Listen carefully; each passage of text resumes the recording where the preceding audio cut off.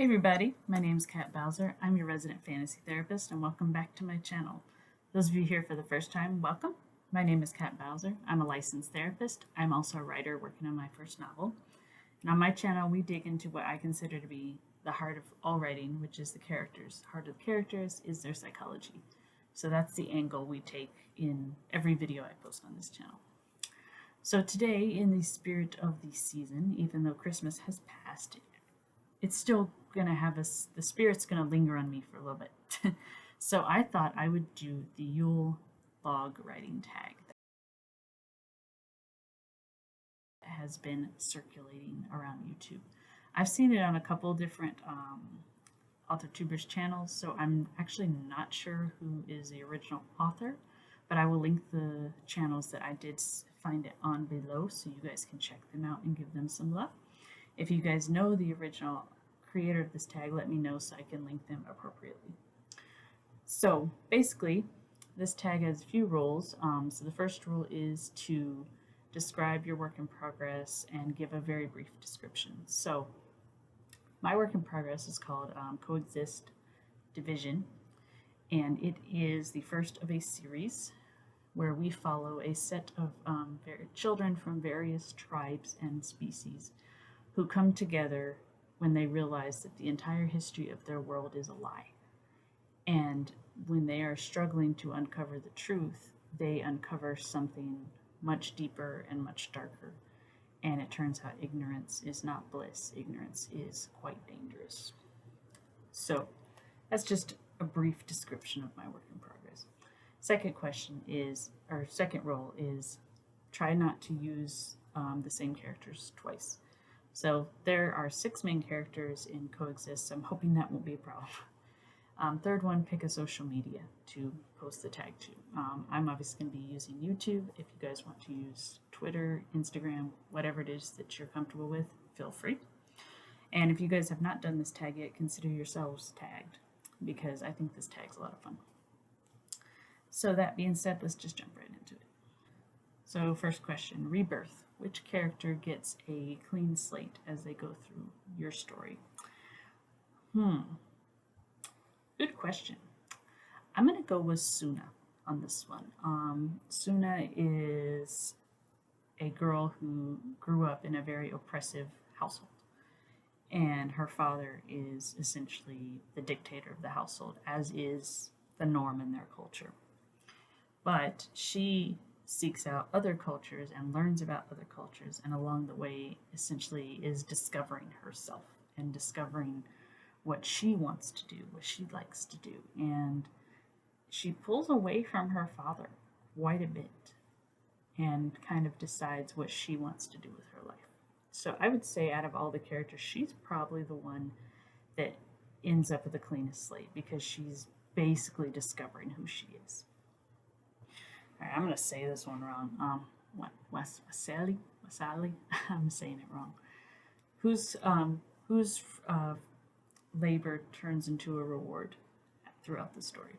I'm going to say Ani, because Ani is a trainee to be a defender, which is a type of knight in their culture.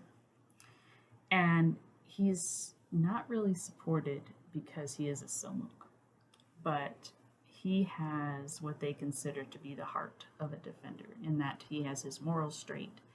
He wants to do it for the right reasons. And as Captain Valen tells him quite often, I can teach you strategy, I can teach you weaponry, I can teach you first aid, I can teach you almost anything. I cannot teach you the heart of a defender. You either have it or you don't.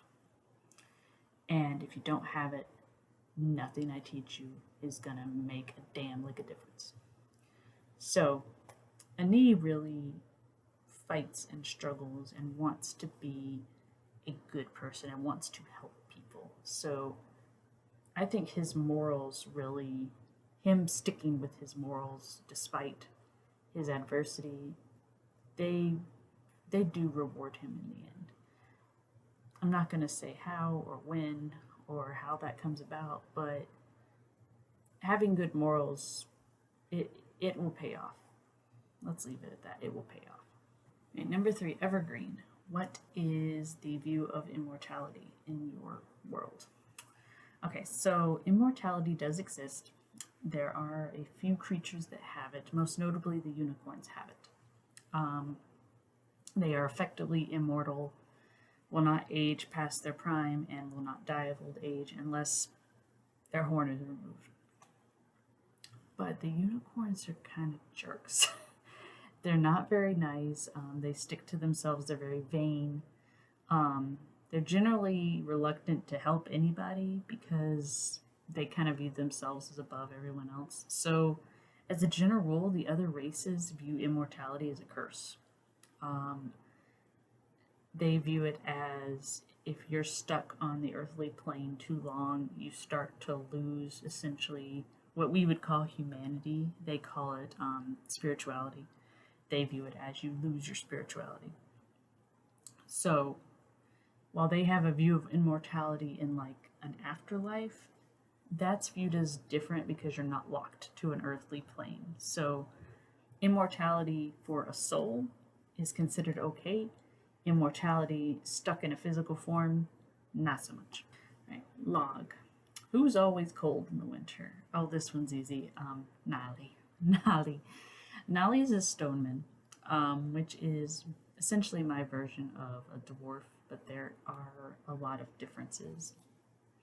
So he's used to living underground. He's used to living near forges, near fire. A lot of times they work literally with magma and lava.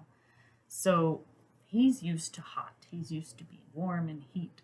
If you stick him in the cold, he is not a happy camper. He doesn't know what to do with it. And the stonemen, they have nerves in their hair. So unlike us, when we get frostbite or frost or ice on our hair, it doesn't hurt. For them, it hurts a lot. So he does not do well in cold weather. Right, last one, introspection. What do you do to plan for your work in progress? This is for the author. I still consider myself a plantser in that I like to plan out certain details, but I don't like to plan out the whole novel. But I have been doing a lot more outlining for the second half because it gets more detailed. And there are a lot of plot lines happening at once. My husband actually for Christmas got me a big set of multicolored gel pens so that I can have a different color for each plot line, which has been immensely helpful.